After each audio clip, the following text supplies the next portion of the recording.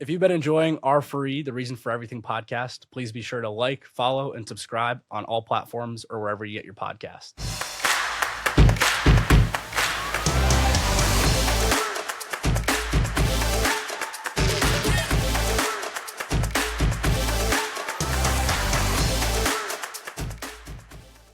I was originally from the New Hampshire area, if you're at all familiar.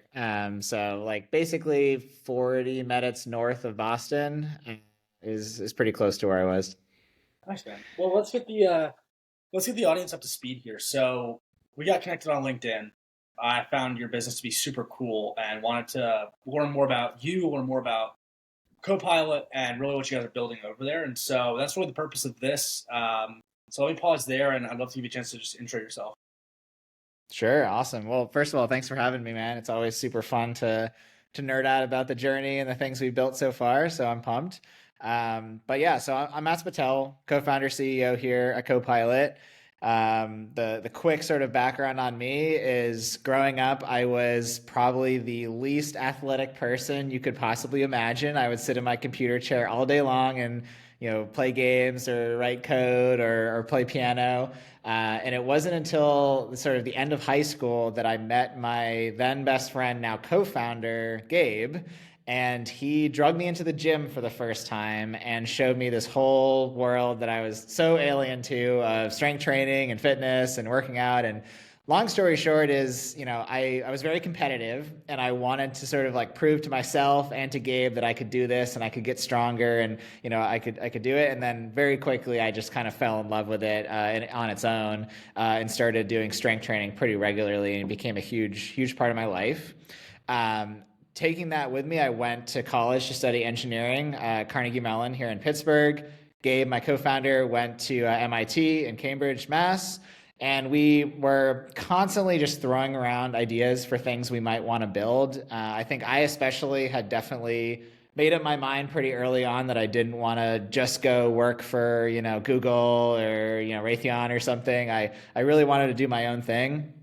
And I would just constantly pitch Gabe ideas. I think, jokingly, one day I pitched him an idea of how about we use, wearables like the Apple Watch to be able to track what people are doing in the gym and like help them train smarter and better. And he said, "Yeah, we can work on that. Let's try it." And we just kind of started tinkering on stuff.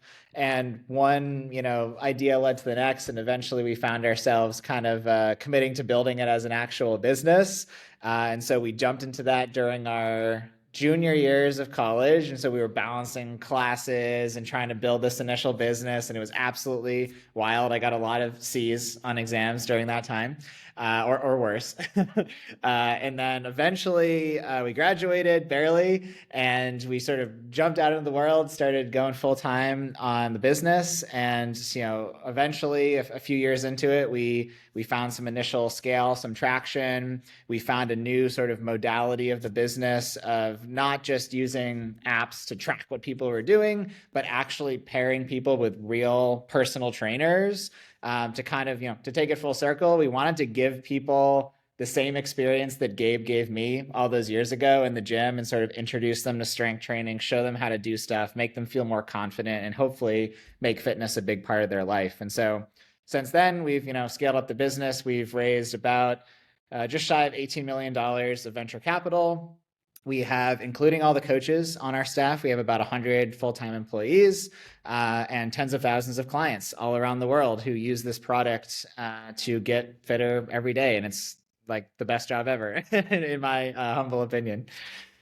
Dude, that's so awesome. And I was thinking, I really had no really firm idea of your background and your backstory other than what I could, see on LinkedIn. But what I love so much about what you outlined there is, you're trying to give people their own Gabe, right? To help be their friend, their Sherpa in the gym, if you will. And I know for so long, because in the same boat, it was like my, junior year of high school where everyone started kind of lifting weights. It kind of became a more normal thing. And I was just like, there's like, Planet Fitness has the term gym intimidation, and I think it's so real, right? And no matter, I feel like how big you get, there's always someone bigger than you. You're always gonna have that gym intimidation. And I remember when I first started working out. I was really in earnest my senior year of college. And I remember going to the gym and I didn't quite know what I was doing, but it was thanks to all that was like right at the early, it was 2018, 2019. That's right when all the fitness influencers really started, getting popular on Instagram. And I at Mm-hmm. least had people on video demonstrating how to lift so I could look a Yep. little bit more intelligent than a complete novice. And that gave me a little bit of solace to go out there and actually get the reps in so that when it was, Mm-hmm. time to go into a busy gym, I didn't look like a total noob. And so I love that in terms of your origin story. And I'd love to just hear a little bit more. When you first, were getting started with Gabe there, what was the initial movement, the initial press, pull, what have you, that got you hooked? Everyone has, their uh, early lifts that they really love and lean into still. What was yours? What got you hooked? Oh man, great. That's a good question. I don't think I've been asked that one before. So thinking back, I was very aesthetically motivated overall. Like As everyone is I when they first start their fitness journey. right, yeah. I saw myself as a scrawny nerd kind of guy, still a nerd, just less scrawny. And I think I just wanted to mostly add size to like the classic arms, chest kind of areas. And so probably this is, very gym bro of me, but probably the dumbbell curl was like my favorite exercise.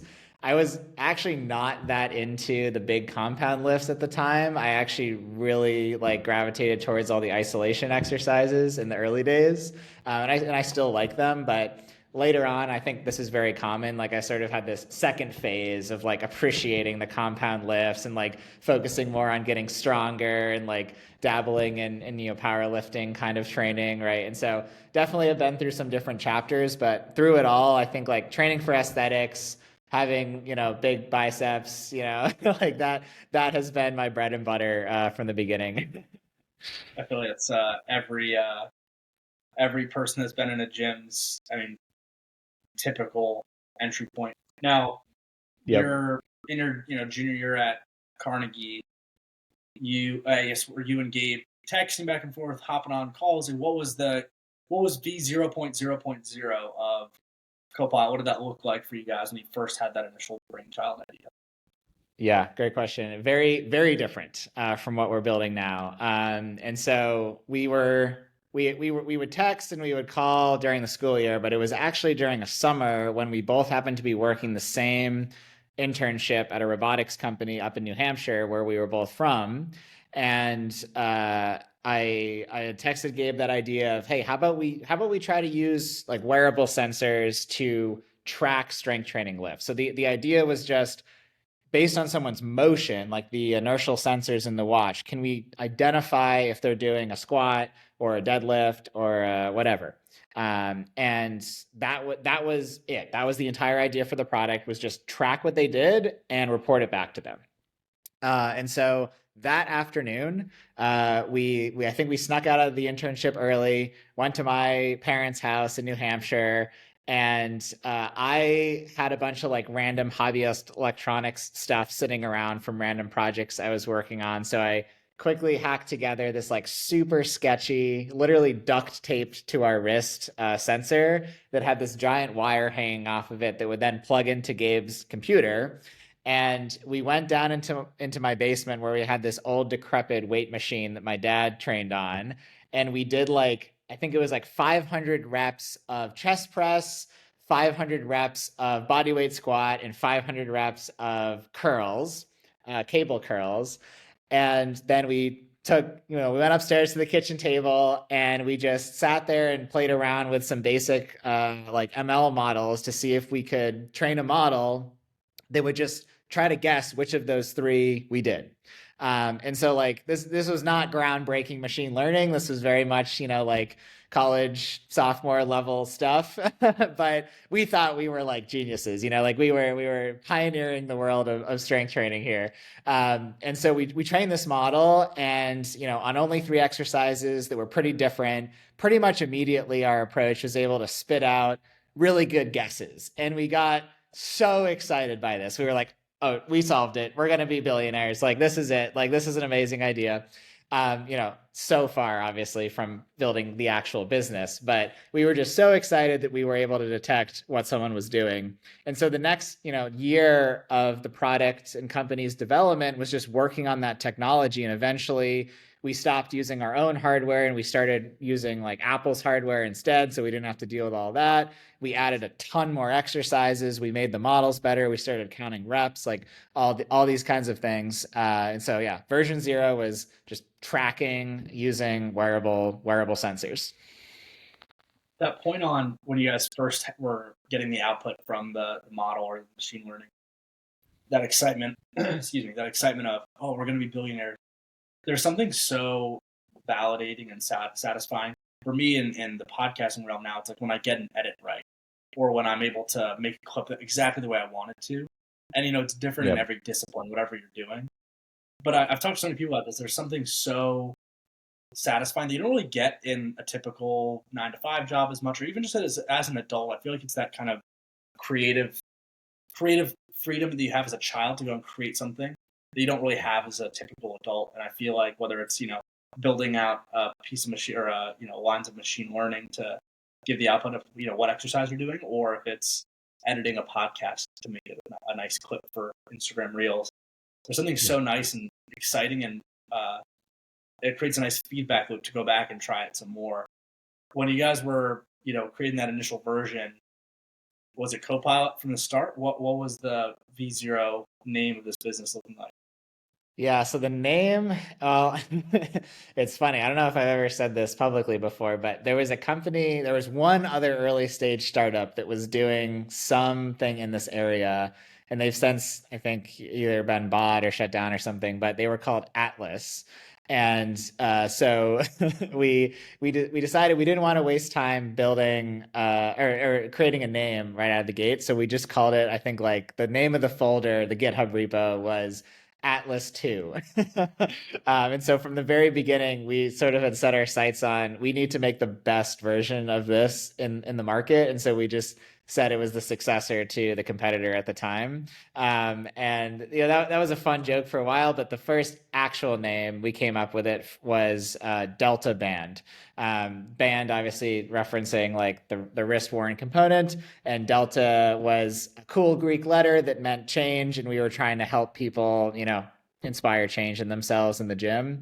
That name stuck a while. It was Delta Band. It was briefly Delta Trainer when we started experimenting with the trainer component of the product.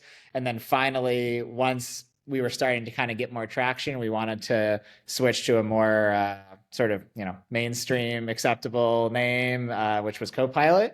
And of course, I think Microsoft went through the exact same thought process, because about 2 months after we rebranded to CoPilot, Microsoft started launching the first of its CoPilot products, which was tough to say the least. But we've stayed in our lane of fitness, and Microsoft is mostly in their lane of AI. So it's not the best name nowadays, but we've made it work. Sure, makes SEO for better or for worse.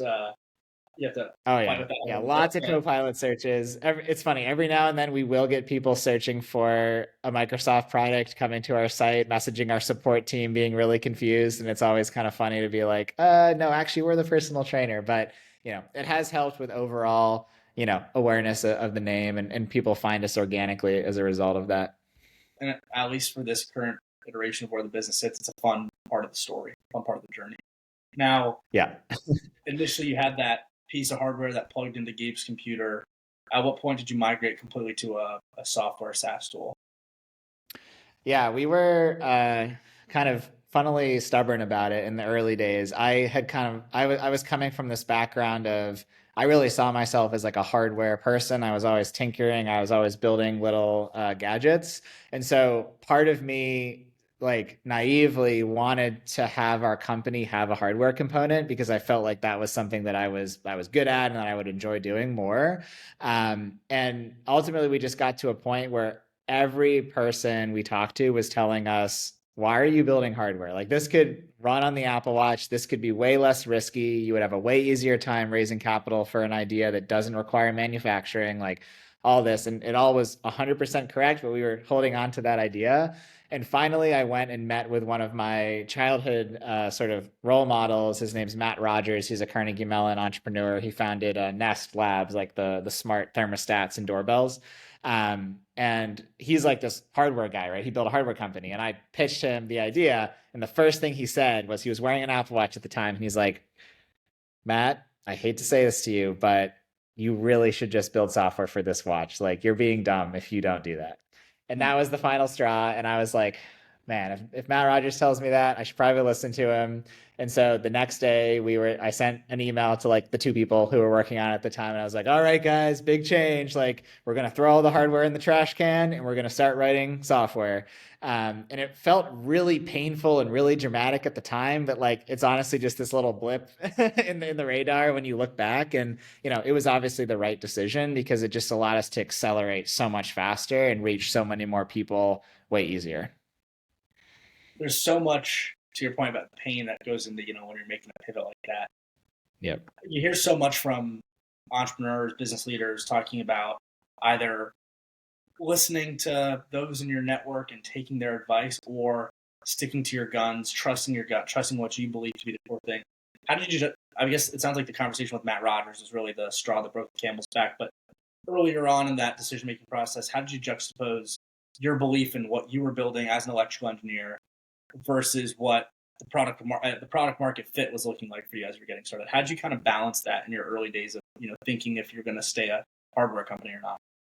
Yeah, it's this fundamental struggle of an entrepreneur of exactly like you said, you need to have insane, completely irrational levels of conviction around what you're doing, but you also have to be willing to completely change everything at a moment's notice, right? And it's like, how is that even possible, right? And like ultimately, I think what I know now is that the conviction is around what the impact is or you're trying to achieve or the value that you're trying to deliver to people in the world or employees or whatever it may be.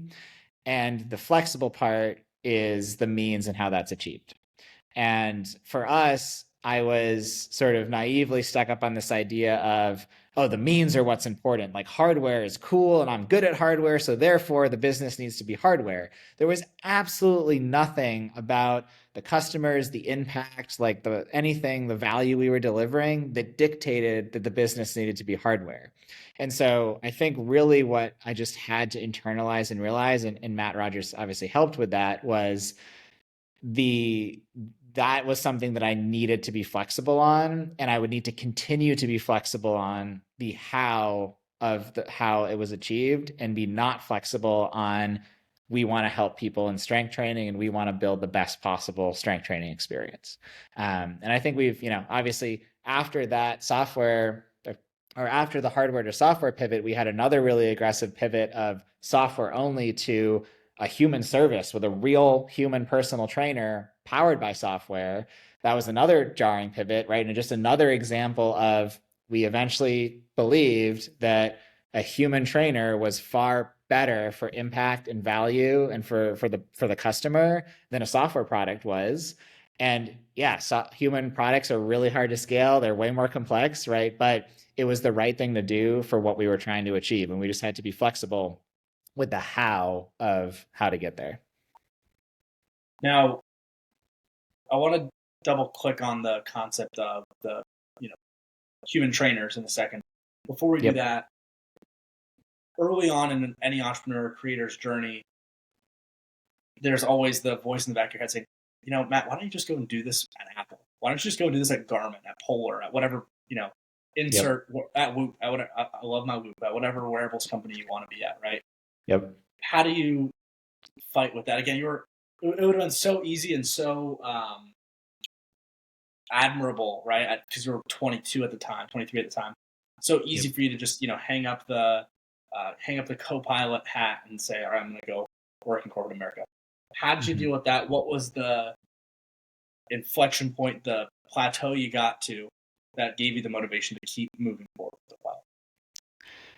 Yeah, that's a good one. So for me, I often tell people, like, you should only be an entrepreneur if you truly believe that you couldn't be anything else. And people always look at me a little weird, when I say that, but ultimately, I truly believe that I couldn't be anything else, at least without going a little crazy. I had worked several internships at really good robotics and software engineering companies as a student.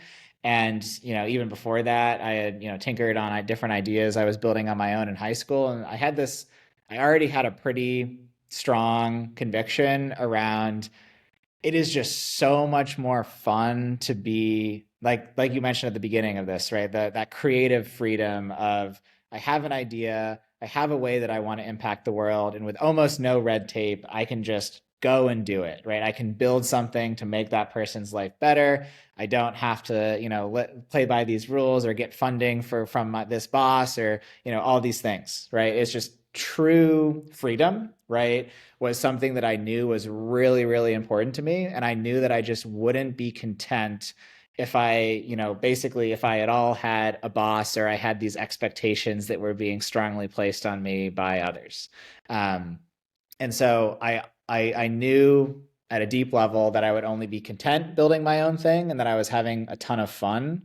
And I think what kept me going in the hardest parts of those early years of like no revenue, no traction, does anyone even want this? Like ultimately what kept me going more than like the fear of having a boss, like yeah, that was in the back of my mind, but like there were moments 100% where I was like, oh man, maybe I should just go apply for that PM job at Google, or maybe I should go just be a software engineer at Whoop, or whatever it was at the time, right?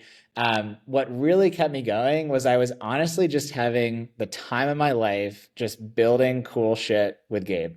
Like we were just sitting around, living off of peanuts, eating, protein powder right out of the jar, ordering Chipotle maybe once a week as like our nice meal, right?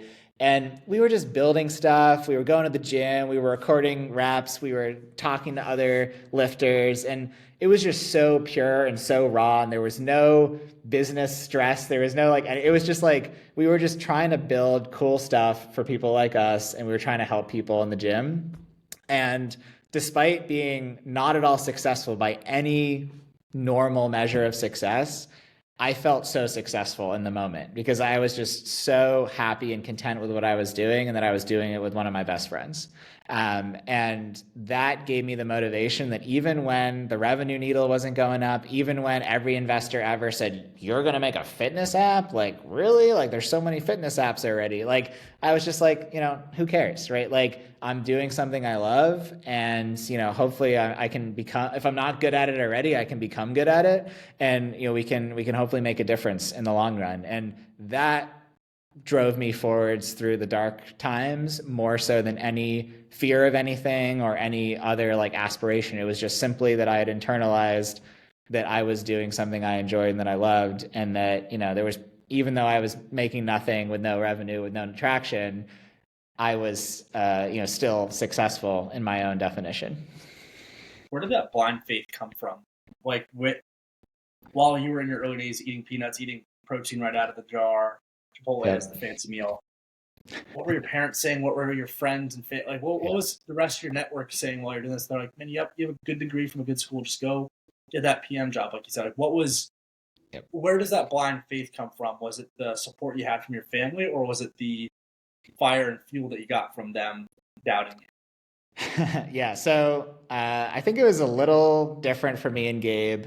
I was very fortunate that neither one of my parents is particularly entrepreneurial, but as I was growing up, they both did a really good job at helping me build confidence in myself, where like if I had something I was interested in, no matter what it was, they would do everything they could to like set me up for success with that thing and make sure that every time I was like, I want to go do X, there was a really good chance that I would go and do it. And like, if you do that enough times, you just start to kind of foolishly believe that you can do most things, right? And I am definitely that way today. Like, some will call it ego, right? Like, definitely have a bigger ego than most, right? But the plus side of that is if you truly believe you can do anything you set your mind to, it becomes this like superpower that you can use to do things that most people can do, but they won't do because they don't believe that they can, right? And so that confidence was definitely instilled in me in my childhood. And then I think, built this vision of myself in my head of like, I am an entrepreneur. I am going to do this. And just kind of like was visualizing this inevitability that it was going to work, right? It wasn't a question of, oh yeah, are we going to build an app that helps a lot of people in fitness and makes a difference? It was just a question of when. And like, don't get me wrong, there were definitely moments where like, oh man, like no one likes this idea, or oh man, like we're going to run out of money to do this thing. And like, it wasn't easy, right? But even in those darkest moments, I still truly believed that it was inevitable that we would succeed, just like I believe today. And so like just having that unfaltering confidence in yourself is like so valuable as an entrepreneur. Now, you guys are pinching pennies for a bit. Very gritty, early days entrepreneurial style. Yep. At what point did you guys go and raise the first bit of money, whether it be on a family and friends round or at the institutional level? At what point, obviously, there's the common misconception, oh, you raised $18 million of venture capital, now you're a millionaire. Obviously, that's not the case. But at what point were you like, okay, I can maybe get Chipotle twice a week now? What was that like for you? Yeah. So we were very fortunate that since we started the business in college, especially at Carnegie Mellon here, we were able to really heavily leverage a lot of the resources that were kind of just available around campus that just not a lot of people were taking the initiative to like use. And even like Carnegie Mellon is a fairly like high resource school, but I've seen this at most schools, even that don't have very built out entrepreneurship programs. There's almost always at least networks with really valuable connections that are just right there, right for the taking, that most people just won't take the steps to take. And so I sort of identified the people who were most connected in the CMU entrepreneurship space, and I would just consistently meet with them, build a rapport with them, get them to intro me to other people for which I would do the same. And over time, we had a pretty good network of like well-connected professors, successful entrepreneurs, angel investors. And so when the time came that we were like, all right, we're going to be graduating soon. We want to take this really seriously. We need a little bit of money to get started. I had a pretty good pool to start like pitching. And it's not like the money came easy. Like we still had to fight for it. Like the first 25K was from this competition that we were competing against like 30 other startups to like pitch against. And we, just happened to have the most entertaining, convincing pitch. So we managed to win that. There was another little accelerator program that was like 15K that we got. And then Matt Rogers, the guy who originally convinced me to not do hardware, was actually the first non competition money into the business. He wrote, I think it was a $50,000 check to us. And so it was like, yeah, 50,000 plus 25,000 plus 15,000 was like that first little batch of money, which, I say it's small now, but to be clear, in the moment, it felt huge. It felt impossible to spend that much money. Like it was insane. And we kept going on these smaller angel investment checks of people we would meet along the way. And again, we had no revenue. We had prototypes and we had cool tech to show people, but we didn't have like a finished product yet. It was really just Matt and Gabe with a passion and a dream. And at the time, I thought I was pitching the business to people, but really we were just pitching ourselves, where people saw our passion and saw our drive and they were willing to take a bet on us. So yeah, we ended up raising, all in all, over the first like 2-ish years of our existence, we raised about $500,000 by piecing together a bunch of these smaller angel checks and competition checks before we were finally kind of at a stage where the business could start to grow in a level which venture capitalists would actually be interested. And one thing I always like to point out is that I did try to raise venture capital in those early days and I completely failed. Like there was just not enough there. They weren't willing to take the bet on just the team, at least for the sort of dynamics of the time. So yeah, we failed to raise VC, we raised angel, and then sort of that gave us the time to grow. I saw a quote from Jesse Eitzler today. He was saying that you are the business model. People aren't investing in product. They're not investing in the forecasts of this business. It's you are the business model. I think it's so true. And obviously there's incredible products out there, incredible services out there that people are putting money behind. But at the end of the day, I feel like it's so overlooked for having, and I think it's back to your point about being an entrepreneur. I think it's spot on. If you don't think that that's the only thing you can do, probably not the right, position to be necessarily. Not to say that you can't go and make a nice little earning as a side hustle, but it's that undeniable, unbelievable, like almost foolish conviction that whatever you're going to do is succeed. And you said it at the very, very start. I didn't get a chance to comment on it, but success for you was going out and doing what you love to do every single day, videotaping and talking about with fitness people while you went to the gym and scraping by, but building something you're passionate about. That was success to you. You said that, right? It's not even after raising millions of dollars. Like, that is success to you, and I feel like that's so overlooked. I want to hear your perspectives on the importance of a co-founder. You hear about it so often from business leaders and entrepreneurs, whether it's a technical and non-technical, two friends, or random people that come together to start businesses. I've talked to a lot of founders on this show who have randomly met their co-founders through serendipity or through Reddit pages. There's a handful of different examples of that, but your example is, I think, so important to your all's business because that's the genesis of it, right? Truly, talking about the importance of a co-founder and what that journey has been like for you. Yeah. So, like, clearly I got very, very lucky to have Gabe as my co-founder. Like, not only was he the actual genesis of my own passion for fitness, but he's an amazingly smart and talented technical person as well. So and an amazing friend through it all. And so I literally could not ask for probably a better combination of characteristics that really also complement my characteristics. In terms of like, how do I feel about, do you need a co-founder? Who should it be? Like, I think generally I believe that no co-founder is probably better than a truly random co-founder. But no co-founder is brutal. Like, even there have been moments as the business has grown where me and Gabe have started running more like sort of separated parts of the business. And like, I'll find myself, even for a day being like, okay, I'm kind of on my own without a thought partner, like going off to attack this kind of problem. And I'm always just shocked by like how much harder it is to attack a problem space, like even just, mentally brainstorming without a thought partner. And maybe I'm just so used to that because I've had the thought partner over the years, but there's just something hardwired into our brains, it seems, that being able to throw an idea out there, have someone else add something to it or disagree with it, go back and forth, like that always just seems to end up in a much more strong place than ideating on your own.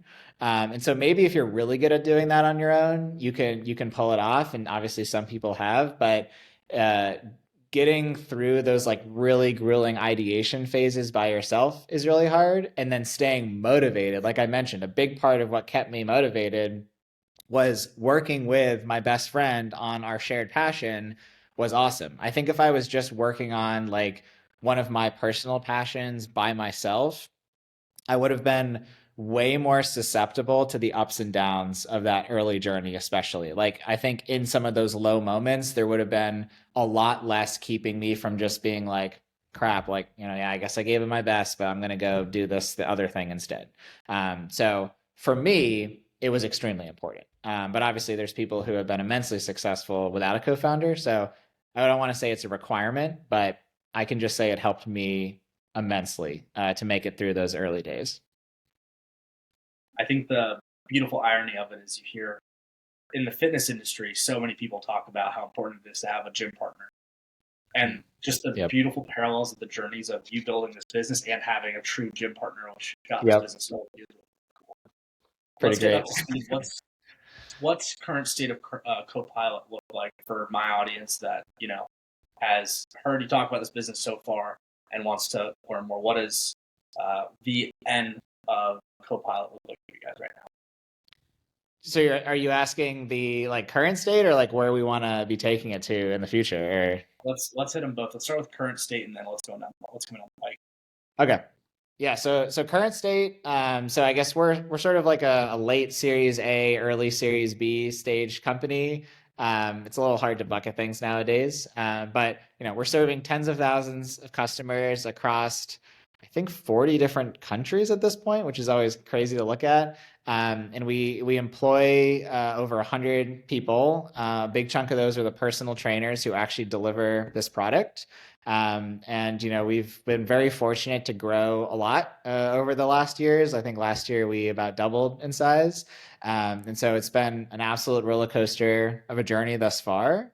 And I'm very happy with the level of like success and impact that we have today, but I'm also like never satisfied. It's part of that unending journey as an entrepreneur. And so as far as like where we want to go next, like I think the biggest thing for me and Gabe is just to always be on a trajectory where we're impacting more people.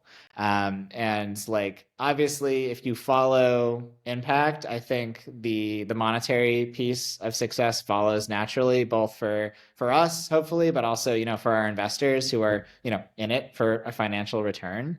And so like that is what my plan is essentially consistently operate the business, making decisions to optimize for impact and delivering value to people. And we'll see where that leads us, right? We've had multiple opportunities along the way where people have offered to buy the business for different amounts in different situations, and that is validating and flattering, but also for the reasons we discussed earlier, it's like I don't really want to rush into that because we have something so special today that I think it would take something truly extraordinary to convince me that I would be better off giving it to someone else than running it myself. So I remain extremely bullish on the future of growing the company, even in the current market.